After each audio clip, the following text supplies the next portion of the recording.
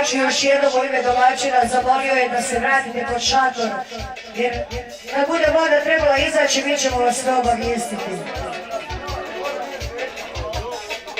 Ajde!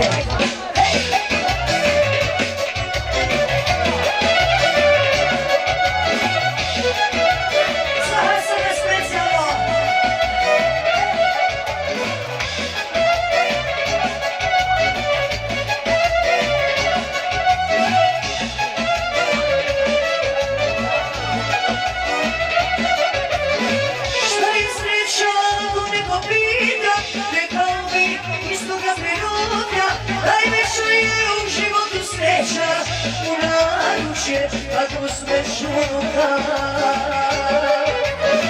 šta je sreća ako neko pita, rekao bi istoga trenutka, najviše je u životu sreća, u naručje ako smeš unuka.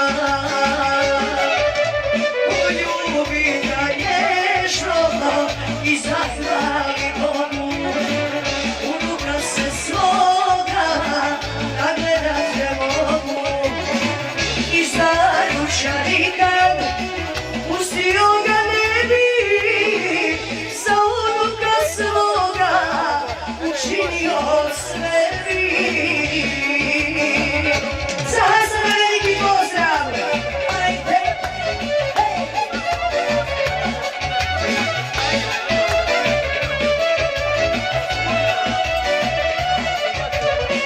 A meni ti ispruži mi ruke i na mene se nasmije, a na grudi privije ga svoje, moju dušu kao sunce grije.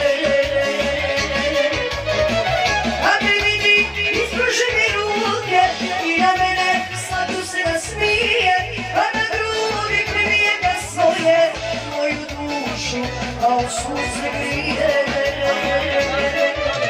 Poljubim ga nježno i zahvali Bogu, unuka se svoga nagledat ne mogu.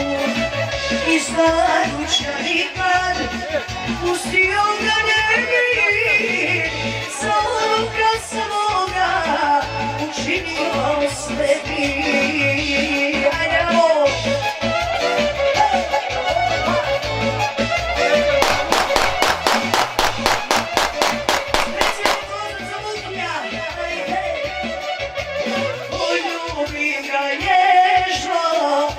Zahvali Bogu, unuka se svoga nagledat ne mogu.